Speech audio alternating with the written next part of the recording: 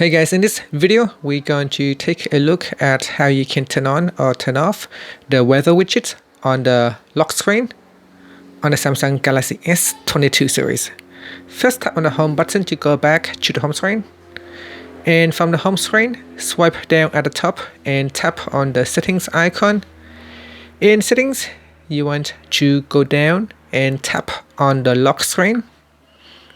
Next, we go down and tap on widgets. In here, tap on weather. So tap on the weather widget to switch it off or turn it on. Once it is on, you can tap on the home button to go back to the home screen.